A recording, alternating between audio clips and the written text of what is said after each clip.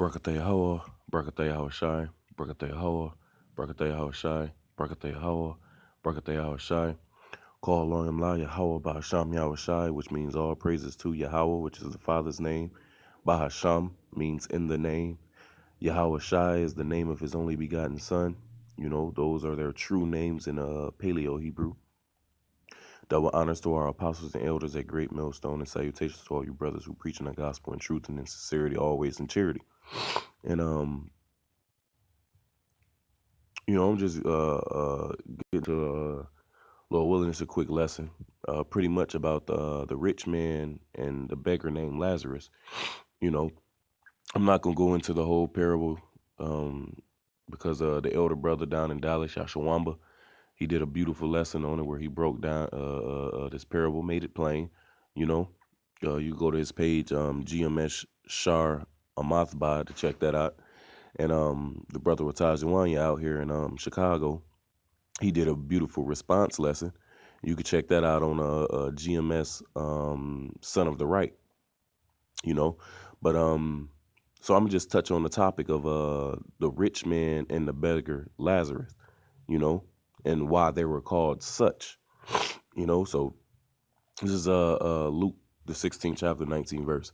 It says, there was a certain rich man which was clothed in purple and fine linen and fared sumptuously every day. So like the elder brother Yashawama brought out that revelation, which that whore was clothed in purple and fine linen, you know, which letting you know that this rich man right here, just off that precept alone, lets you know that this is talking about Esau Edom, because Esau Edom is the ruler of Babylon the Great, you know. But from there, it says he fared sumptuously every day. From there, I'm gonna just go to Wisdom of Solomon, the second chapter.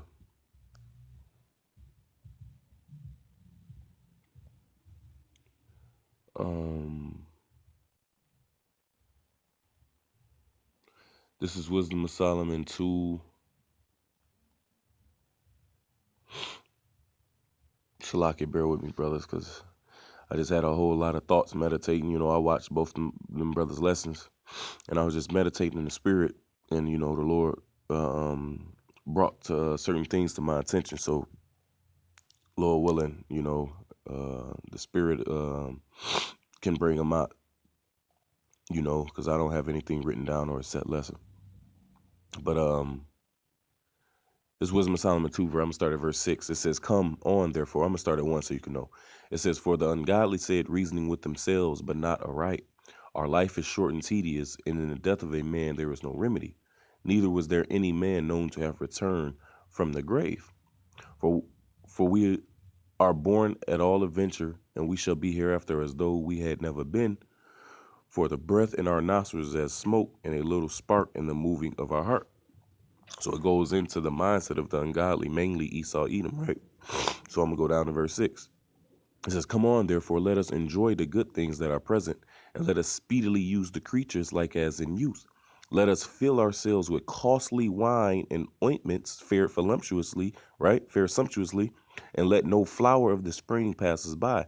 Let us crown ourselves with rosebuds before they be withered. Let none of us go without his part of our voluptuousness. Let us leave tokens of our joyfulness in every place, for this is our portion, and our lot is this. So, man, it is going into explaining how they fare sumptuously every day, as the scripture says. It says fair, the Greek word euphraino, means to gladden, make joyful, be glad, to be merry, rejoice, delight. You know, so they delighted splendidly every day, magnificently, a sumptuous living, brilliantly, that is luxuriously, you know, and that's how these Edomites is living according to Genesis the 27th chapter. Esau's blessing was what? The dew of heaven, you know, and this is his blessing on this side, because according to 2nd Ezra 6 and 9, it says what? That Esau is the end of the world and Jacob is the beginning of it that followeth. That's that great gulf that's fixed, man. You know, Esau got his blessing, which is the dew of heaven on this side. Hey, hey, hey. And in the kingdom to come, hey, man, it's going to be a straight role reversal, man. You know? Because we gonna live sumptuously in the kingdom of heaven, man. We're gonna be clothed in fine linen, you know. Because what makes Esau rich? This is um Psalms 49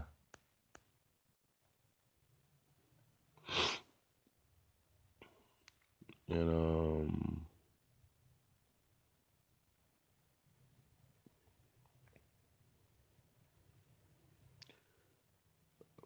verse 11.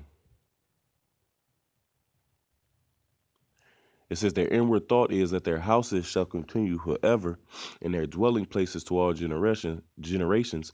They call their lands after their own name. That's a key thing right there, man. Their lands.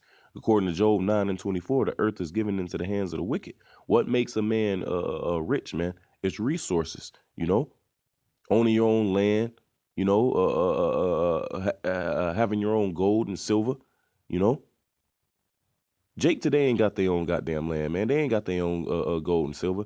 Anything that a Jake has today is given to him from Esau Edom. According to Deuteronomy 28 chapter, that's the curses. That's what makes us poor, man. This is Psalms, the 73rd chapter. And we get verse 4. It says, I'm gonna start at 3. It says, for I was envious at the foolish when I saw the prosperity of the wicked. For there are no bands in their death, but their strength is firm. They are not in trouble as other men, neither are they plagued like other men. They fare sumptuously every day. Therefore, pride compasseth them about as a chain, violence covereth them as a garment. Their eyes stand out with fatness. They have more than heart could wish. They are corrupt and speak wickedly concerning oppression. They speak loftily. They set their mouth against the heavens, and their tongue walketh through the earth. Therefore, his people return hither, and waters of a full cup are wrung out to them, man. You know? And that's their mindset, according to what Solomon's second chapter that we just read. You know? They fare sumptuously every day. So to go to Wisdom of Solomon, verse 10 now, because it says, our lot is this, right? Let us oppress the poor righteous man. Let us not spare the widow, nor reverence the ancient gray hairs of the age. It says, let our strength be the law of justice, for that which is feeble is found to be nothing worth. That which is feeble is found to be nothing worth, man. Hey, and that's their mindset. This is just got a couple scriptures, you know, so brothers can know who the poor and needy is, who are the feeble. This is Job 24, and straight to the point. Um, I started one. Why, seeing times are not hidden from the Almighty, do they know him? Do they that know him not see his days?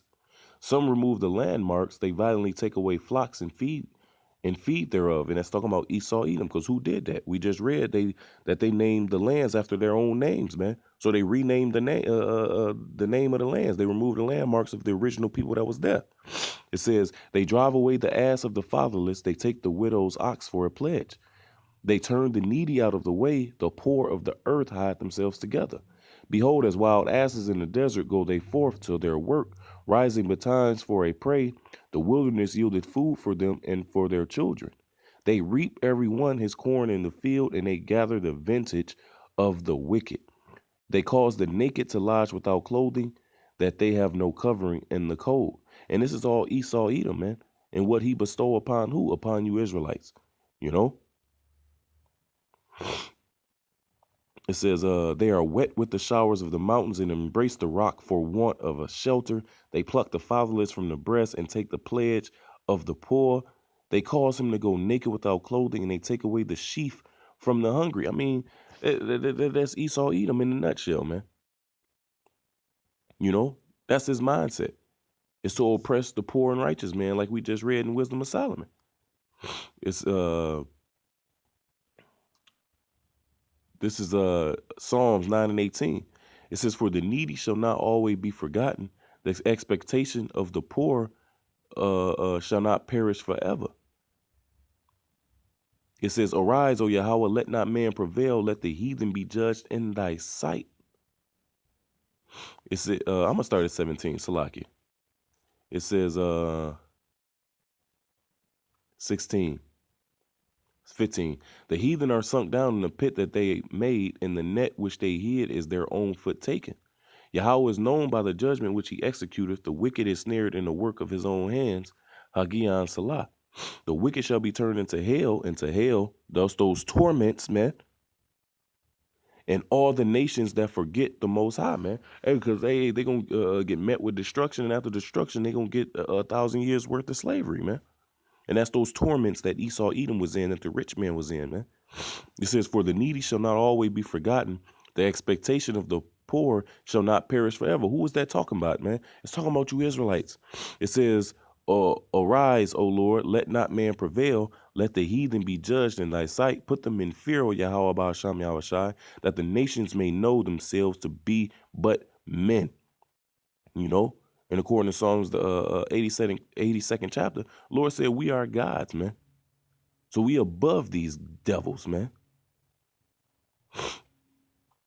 This is Psalms 12:5. For the oppression of the poor, for the sighing of the needy, now will I arise, saith Yahweh. I will set him in safety from him that puffeth at him. And that goes back to Lazarus, Allah Izar, which means pretty much helped of the power. You know, it says, who is like unto you, O Zion, who is helped by the Lord, man? Roughly paraphrasing. So that's letting you know who Lazarus is, man. It's talking about you Israelites, man, whether rich or poor. Whether rich or poor. Because how do you know that? This is Psalms, the 40th chapter, the 17th verse. And when you start up, Psalms 40:1, it says, to the chief musician, a psalm of David. So this is a psalm of our king. And then down in the 17th verse, our king says, what? But I am poor and needy, yet the Lord thinketh upon me. Thou art my help and my deliverer. Make no tearing, oh my power. This is our king, man. This is our king. He said he is poor and needy. So it's not talking about having fiat, man.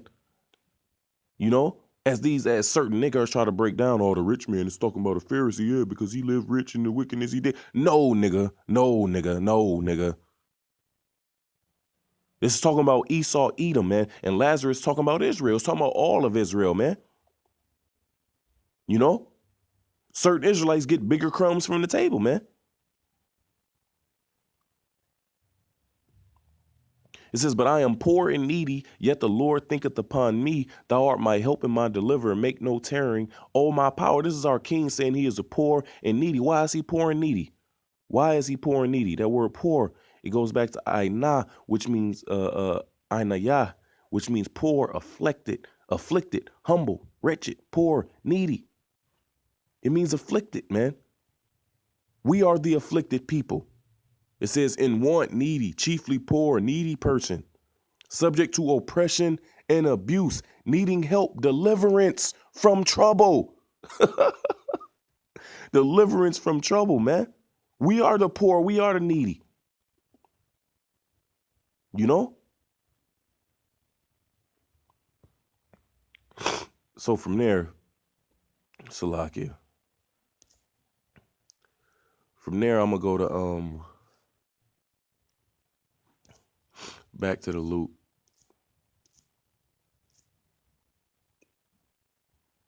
So back to Luke 16. I'm gonna read 19 again. It says, there was a certain rich man which was clothed in purple and fine linen and fared sumptuously every day. And there was a certain beggar named Lazarus which was laid at his gate full of sores, man. You know?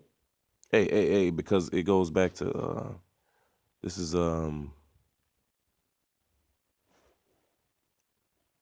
Sirach 13, and I'm gonna start at verse 19. It says, as the wild ass is the lion's prey in the wilderness, so the rich eat up the poor. It says, let us oppress the poor righteous man, right? It says, verse 20, as the proud hate humility, so doeth the rich abhor the poor. A rich man beginning to fall is held up of his friends, but a poor man being down is thrust away by his friends. When a rich man is fallen, he hath many helpers. He speaketh things not to be spoken, and yet men justify him. The poor man slipped, and yet they rebuke him too. He spake wisely and could have no place. You know, and pretty much you see that in society, man. You know, you see what's no matter how rich you so-called Negroes, Latinos, and Native Americans get with fiat, because you not rich at all, man. Because you don't own your own lands. You know, you don't own your own cattle. You're not producing your own food. You're not producing your own clothes. You don't have gold and silver. You know, you don't own no resources. You niggas you niggas are not. Hey, matter of fact, to let you know that rich man is not talking about an Israelite at all. This is Revelation 3:16, if I'm not mistaken. 3:17. It says, because thou sayest, I am rich and increase with goods and have need of nothing, right? Talking about these rich Israelites, man. Michael Jordan, you know, your LeBron James, all these, right? But what did the Lord say? And know it's not that thou art wretched. Well, one of the words of that wretched was poor and needy, right? And miserable and poor and blind and naked. Why? Because they don't have the truth, man. You know? That's why we're poor. That's why we're needy. Because we don't. Because we don't have, as a nation, man. We don't have this word. We don't have the truth as a whole. You know, we don't have our land. We owns nothing on this side, man. We have no resources. You know, nothing, man. So to go back, it says a rich, verse 21, Sirach 13:21, a rich man beginning to fall is held up of his friends, but a poor man being down is thrust away by his friends. Man, they showed you that with Bill Cosby, you know, Tiger Woods getting his ass arrested, talking about he drunk and not even drunk or whatever, man. You know, these is all signs to show you like no, you niggas are still poor and needy. You niggas are still miserable, man. No matter how much fiat you got, you niggas can't escape the curses, man.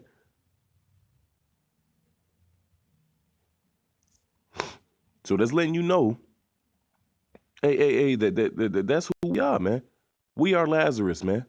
You know, back in Luke 16:21, and desiring to be fed with the crumbs which fell from the rich man's table, moreover, the dogs came and licked his sores, man. Desiring to be fed with the crumbs which fell from the rich man's table, man. You know, and like the statement I mentioned earlier, certain Israelites are getting bigger crumbs, man. But that don't make them rich. That don't put them on the level as Esau. Jordan, a goddamn billionaire, but shit, he's not on the level of Esau, you know? And I'm pretty sure they remind that nigga that every chance they get, man. Jordan is still getting crumbs, man. So there ain't no way in hell that this rich man could be talking about Israelite, a Pharisee. Fuck out of here, man. Just stop it, nigga. Just stop it. You know? So Lord willing, I hope this lesson was edifying. You know, that's all I got right now. That's all the Spirit giving me. So man, all praises, honor, glory to Yahweh Sham Yahweh Shai. Double honors to our apostles and elders, a great millstone, and salutations to you brothers who preaching the gospel in truth and in sincerity, always in charity, who's rightly dividing the word of truth directly and correctly. Peace and salutation, blessings to you brothers and to you few sisters that watch. Shalom.